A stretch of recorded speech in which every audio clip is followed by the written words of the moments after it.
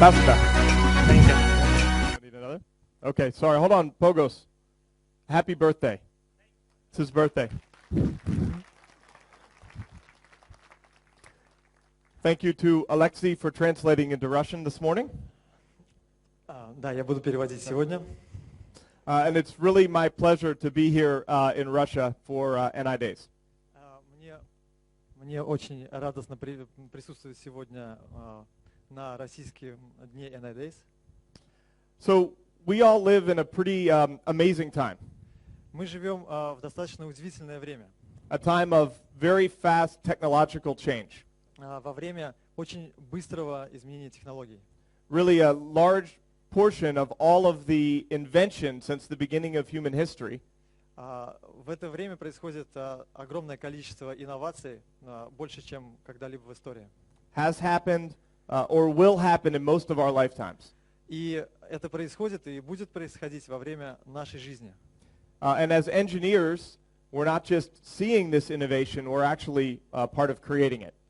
И инженеры и ученые, они как бы могут наблюдать за тем, как это все происходит и развивается. But this also creates a challenge, I think, for all of us. И это создает дополнительные задачи для всех нас.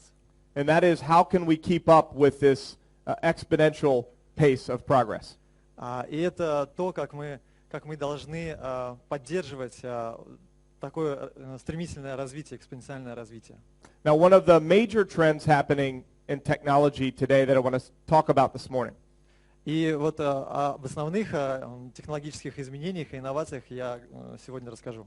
is the combination of sensing, processing, and connectivity. Это объединение таких технологий, как измерение с датчиков, обработка данных и соединение компонентов. And this trend goes by many different names. It's been called the programmable world. И это может быть называться по-разному. Это называется и программируемый мир. In academic and research, it's often called cyber-physical systems. Деятели науки называют это физические системы. In Germany, they refer to this trend as Industry 4.0. В Германии почему-то это явление называется как Индустрия 4.0. The fourth industrial revolution. Четвертая промышленная революция. In the popular press, they've been calling this the Internet of Things. И в основном, в общей массе, популярное слово для этого явления – это интернет вещей. Even though it's a popular term, I want to show you this morning that this is real and will affect many of our jobs. И мы сейчас увидим, насколько это реально и как это влияет на нашу повседневную работу, жизнь. Now, I'm from Austin, Texas. Я из Остина, Техаса. And in Austin, we're known for three things. И мы очень любим в Остине три вещи.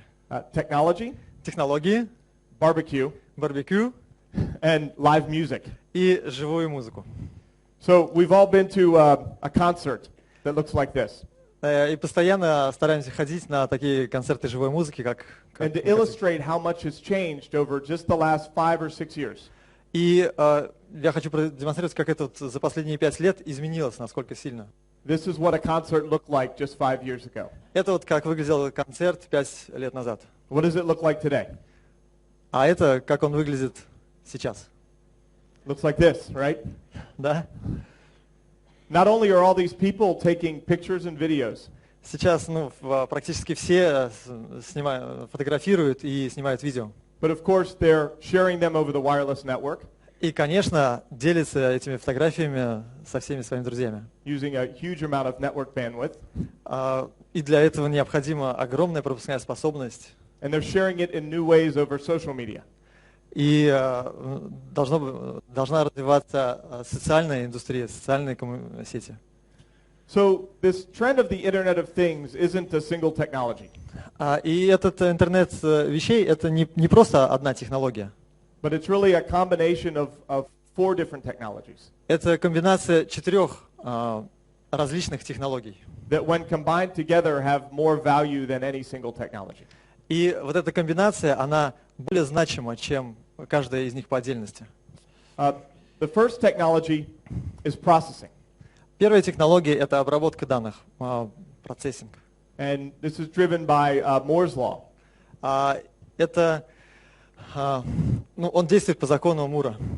This was named after Gordon Moore of Intel back in the mid-1960s. Это законы ну, как бы изобрел Гордон Мур в начале 60-х. He predicted that the density of transistors on an integrated circuit would double every 2 years. Он сказал, что каждые 2 года плотность транзисторов в одном процессоре удваивается. And that's held true even to this day. И это на самом деле так, и причем до сих пор. And the result has been that we can put powerful processing in virtually every type of device. И получается так, что у нас процессоры становятся более мощными и используются во всех устройствах практически. Even small devices can have a processor on them. Даже маленькое любое устройство внутри имеет процессор. And complex systems like a car can have 100 processors. В таком устройстве, как машина, там более сотни процессоров.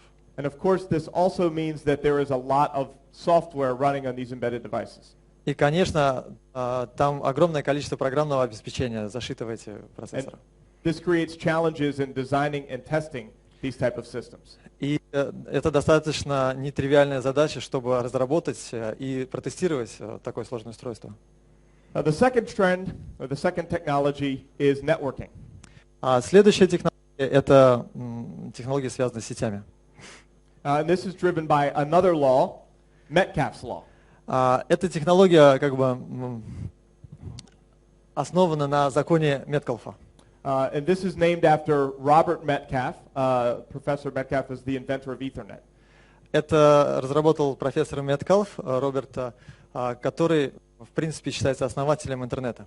He happens to now be a professor at University of Texas at Austin, which is very close to National Instruments. И он был профессором в университете Техаса, где основана компания National Instruments. Metcalfe's law says that the value of a network goes up with the square of the number of users connected to it. И закон Меткалфа гласит, что производительность, как бы полезность сети, она пропорциональна квадрату количества пользователей в этой сети. Today there are over 3 billion users in the world connected to the internet. Сейчас, в настоящее время, больше 3 миллиардов людей подключены к интернету. Most are now connected over a mobile device. Ну, большинство из них подключено с помощью мобильных устройств. But as we look forward, it's going to be not just about people connecting to the internet. Но если мы будем смотреть в будущее, то это не только люди, подключенные к интернету, but also about devices and machines being connected to the internet. но также и устройства, и различные машины подключаются к интернету. It's estimated that in the next 6 years, 50 billion devices will be connected to the internet. В ближайшие 6 лет оценивается, что будет порядка 50 миллиардов устройств, подключенных к интернету.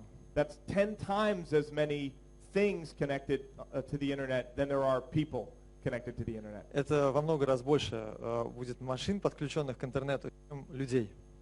And this is going to create opportunities and challenges for different technologies. И это создает дополнительные задачи как бы для технологий, для развития технологий и для людей. One of those areas is going to be, of course, the way that we'll connect those devices to the internet will be wirelessly, which is the third technology. И, конечно, данные пользователи и вообще компоненты должны подключаться по беспроводной сети к интернету. So our future wireless technology has to enable people and machines to connect wirelessly.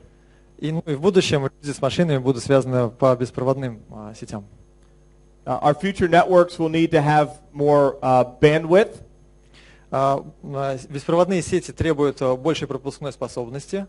But they'll also have to have lower latency for real-time machine-to-machine communication. И самое главное, ну, как бы основной компонент, это очень маленькая задержка. One example that's being researched today is vehicle-to-vehicle communication. Сегодняшний пример – это связь машина-машина в автомобильной промышленности. This can be used, for example, for collision avoidance. Данные технологии используются для того, чтобы избежать аварий на дорогах. But it has a very tight requirement on latency. И это налагает очень критичные требования на задержку. It doesn't do much good for one car to avoid another one a few seconds too late. Да, то есть как бы задержка в 2 секунды – это слишком много для такой системы. National Instruments is working with wireless researchers around the world National Instruments работает с разработчиками таких сетей по всему миру. to design and prototype these next generation or 5G networks. Эти работы проводятся по следующей технологии 5G, беспроводных сетей. Now, the fourth trend is sensing. И четвертая технология – это датчики. Sensing technology is becoming more common and lower cost. Датчики в наше время становятся более такие общеприменимые и более дешево стоят. Allowing us to take more and more data from the real world. Да, и с них мы собираем огромное количество данных. As an example, the smartphone in your pocket probably has 8 or 9 sensors on it. Как, например, смартфон в вашем кармане содержит в себе 9 или 8-9 таких датчиков. So as we add more and more sensors to the world, и чем больше датчиков у нас мы подключаем, and have all the powerful processing and connectivity, тем больше мощности и производительности контроллеров мы должны иметь. we're turning basically the whole world into one big programmable system. И таким образом мы превращаем весь мир в программируемую систему.